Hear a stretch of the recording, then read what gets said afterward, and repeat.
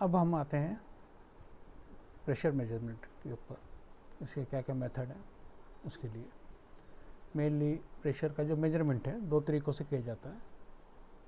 पहला जो कि बेसिक है, बिल्कुल बेसिक है, कि उसमें जो भी फ्लूइड लेकर के फ्लूइड के जो नॉन डेंसिटी के फ्लूइड को उसके कॉलम की हाइट से मेज़र करके उसको कॉलम की हाइट को मेज़र करके प्रेशर को नापा जाता है।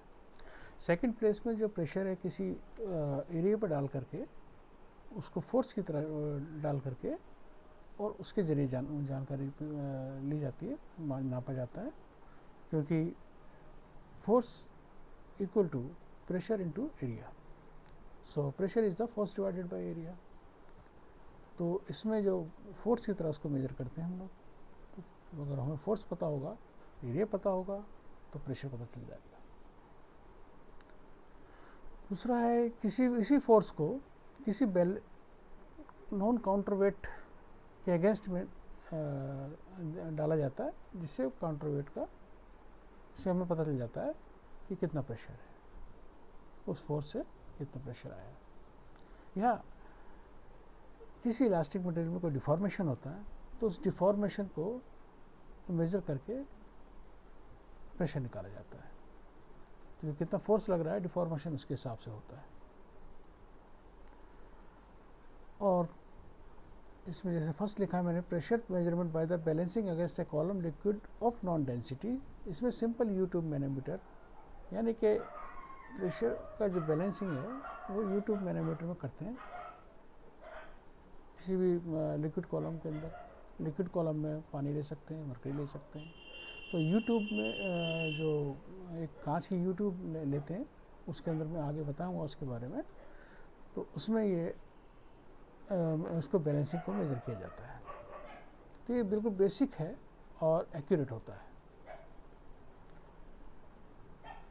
दूसरा, रिंग बैलेंस टाइप के प्रेशर गेज भी होते हैं, उसके बारे में बताएंगे आपको। बेल टाइप के प्रेशर गेज होते हैं, इन्वर्टेड बेल होती है, बेल मतलब घंटी की तरह से उल्टा होता है वो, उसके बारे में आपको आगे बताएंगे। प्रेशर मेजरमेंट बैलेंसिंग फोर्स और protect non area against stress और एंड इलास्टिक मटेरियल, यानी कि जितना फोर्स अगर हम इलास्टिक मटेरियल पर डाल करके उस इलास्टिक मटेरियल के डिफॉर्मेशन को मेज़र करके प्रेशर नाप लेते हैं।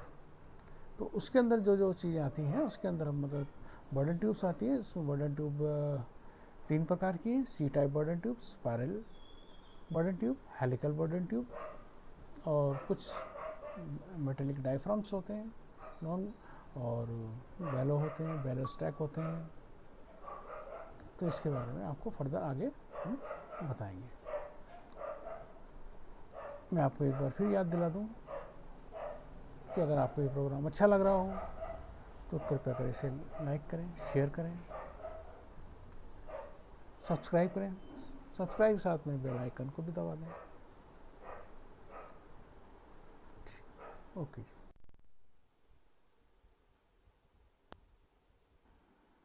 अभी तो अपने मेथड देखे थे कौन कौन से मेथड है, उसके अंदर क्या क्या यूज़ होता है उसके बारे में बात करते हैं। अब सिंपल यूट्यूब मैनोमीटर, ये प्रेशर का बहुत ही बेसिक और एक्यूरेट मेथड है नापने का।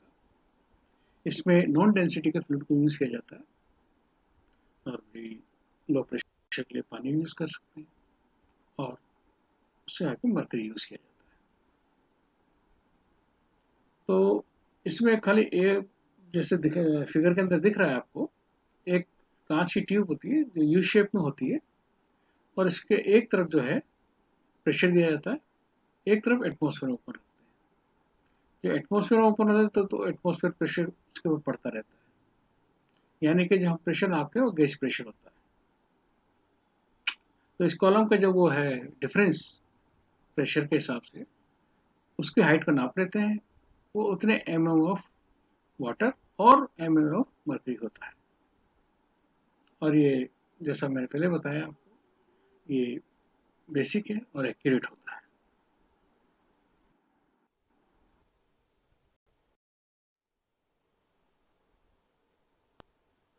अब इसी श्रेणी में आगे इंक्लाइन टाइप, इसमें और यूट्यूब मैनोमीटर में ज़्यादा फर्क नहीं है, केवल इसमें इंक्लिनेशन है। इंक्लिनेशन होने से इसका थोड़ा ग्रेडियंट बढ़ जाता है, यानी कि आपके एक उसमें जैसे कि अगर एक इंच हो, 1 इंच के अंदर आप थोड़ा सा हाइट जैसे इतनी से आती है, इसके अंदर इतनी हाइट आती है, यानी कि ग्रेजुएशन एक्यूरेसी आपकी जो पढ़ने की बढ़ जाती है।